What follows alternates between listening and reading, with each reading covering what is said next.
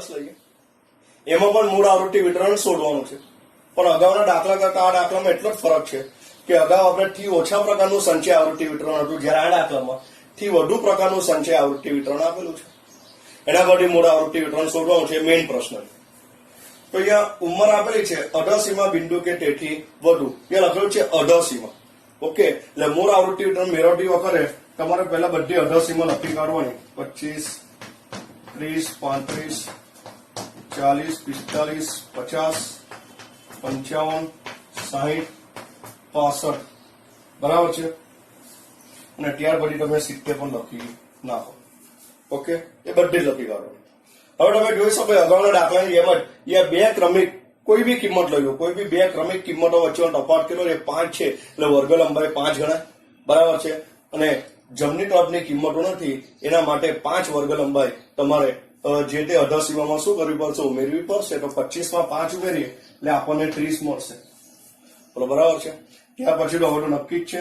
અને એમ બી નહીં હોય તો પછીનું જે 88 છે તે એની ઉપરના વર્ગની શું બનશે? ઉર્ધ્વ સીમા બનશે. આમ તમે મેળવી લો તો પણ ચાલો.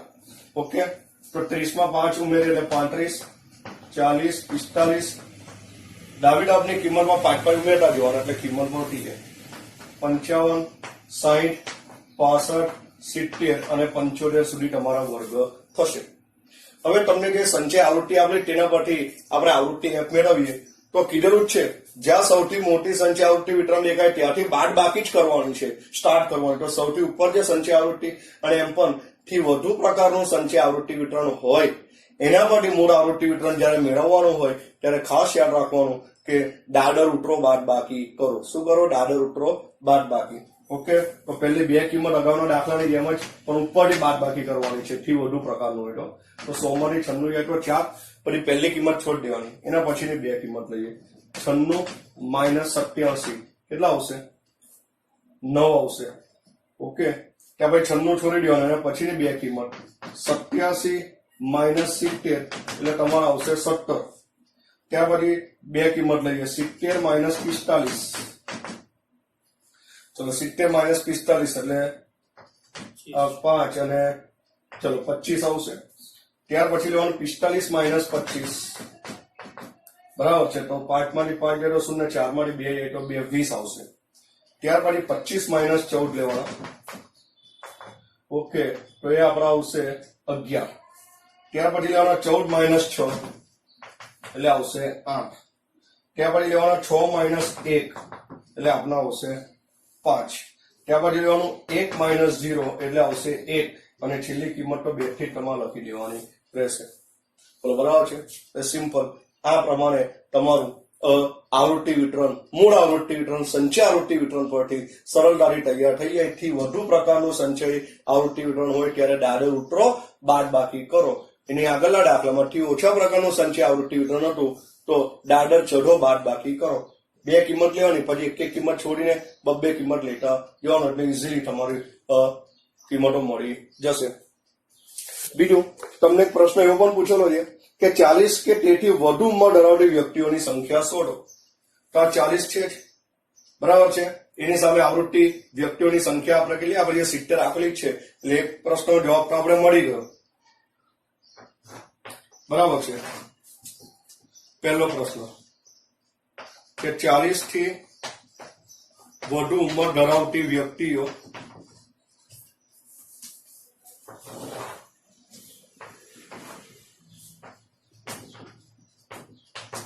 બોલો કેટલી હશે?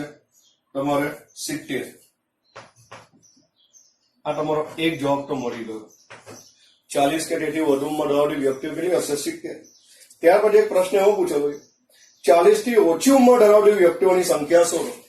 બરાબર છે. તો તમારે સૌથી પહેલા 40 થી ઓછી ઉંમર ધરાવતી વ્યક્તિઓની સંખ્યા શોધો. બરાબર છે. તો અહીંયા જો વ્યક્તિઓની સંખ્યા 100 હોય, બરાબર છે, રાઈટ, કુલ આવૃત્તિ આપની 100 છે. ઓકે, એમાંથી 40 થી ઓછી ઉંમર ધરાવતી વ્યક્તિઓની સંખ્યા શોધવાની છે. તો આપણી પાસે 40 થી વધુ ઉંમર ધરાવતી વ્યક્તિઓ 70 છે અને કુલ વ્યક્તિઓ કેટલા છે? 100. બરાબર છે. તો તમારે બીજામાં 100 માંથી તમારે કેટલા બાદ કરી નાખવાના? 70 બાદ કરી નાખવાના. બરાબર છે. એટલે કે 30 વ્યક્તિઓ. 30 વ્યક્તિઓ એવા હશે કે જેમની ઉંમર 40 કરતા કેવી હશે? ઓછી હશે. બરાબર છે. કુલ વ્યક્તિઓ 100, તેમાંથી 70 વ્યક્તિઓ એવી છે કે 40 થી વધુ ઉંમર ધરાવે છે. 100 માંથી 70 બાદ કરી નાખો એટલે 30 આવશે જે 40 કરતા ઓછી ઉંમર ધરાવતા હોય. અને ત્રીજું તો આપણે મેળવી લીધું તે જ. બરાબર છે. મૂળ આવૃત્તિ વિતરણ. તો આ પ્રમાણે ઉદાહરણ 10 પણ અહીં કમ્પ્લીટ થાય છે. સ્વાધ્યાયમાં આ પ્રકારના દાખલા આવશે જે તમને હોમવર્કમાં આપીશ. મિત્રો હવે ઉદાહરણ નંબર 11 લઈએ. બહુ મહત્વનું ઉદાહરણ છે. આ પ્રકારનો દાખલો લગભગ પરીક્ષામાં પૂછાયો જ છે. 3 માર્કનો દાખલો છે. બરાબર ધ્યાન આપજો. Most important. પેજ નંબર 29 પર તમને બુકમાં આપેલો છે. બેટો આ દાખલો પૂછાય એવી શક્યતા છે કે ભાઈ એક ટ્રાન્સપોર્ટ કંપનીમાં 250 ડ્રાઈવરની ઉંમર વિશે આ માહિતી આપણને મળે છે.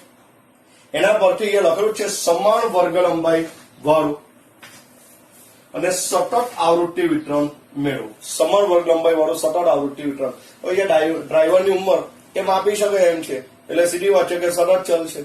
બરાબર છે. એટલે તમારે નિવારક સતત આવૃત્તિ વિતરણ બનાવવું પડે. બરાબર. પણ તમને દાખલામાં શું આપેલું છે? તો એક તો મધ્ય કિંમત આપેલી છે. વર્ગની મધ્ય કિંમત આ બધી આપેલી છે. નીચે તો આવૃત્તિ એફ આપેલી છે એટલે આપણે 2 થી લખી દઈશું, પણ જે મધ્ય કિંમત આપેલી છે. બરાબર છે.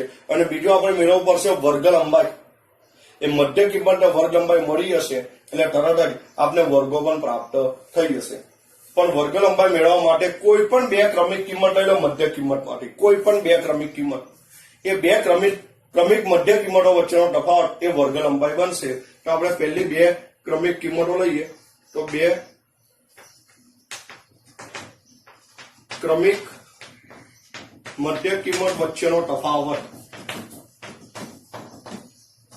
કોઈ પણ 2 લઈ લો. બરાબર. આપણે શરૂઆતની 2 લઈએ. 27.5 માઇનસ 22.5. બરાબર છે. એટલે કેટલા મળશે? 5 મળશે. બરાબર છે. આ 5 આપણી શું ગણાશે? વર્ગ લંબાઈ. અહીંયા કીધું છે સમાન વર્ગ લંબાઈ વાળા તમારે વર્ગો તૈયાર કરવાના છે. વર્ગ લંબાઈ બધાને સમાન 5 મળી હશે. કોઈ બી 2 કિંમત લઈ લો. 32.5 માં 27.5 બાદ કરો તો બી 5 આવશે. 37.5 માંથી 32.5 બાદ કરો એટલે કોઈ બી 2 ક્રમિક કિંમતો વચ્ચેનો તફાવત 5 મળશે, જે આપણી વર્ગ લંબાઈ ગણાશે. વર્ગ લંબાઈ મળી ગઈ. મધ્ય કિંમત આપેલી છે એટલે સીધું તમારે નીચલી સીમા અને ઉપલી સીમા પહેલા વર્ગની શોધી કાઢવાની, બાકી તો ઓટોમેટિક ગોઠવાઈ જ જશે. બરાબર છે. તો હવે પ્રથમ વર્ગની નીચલી સીમા શોધીએ કે અડધા સીમા.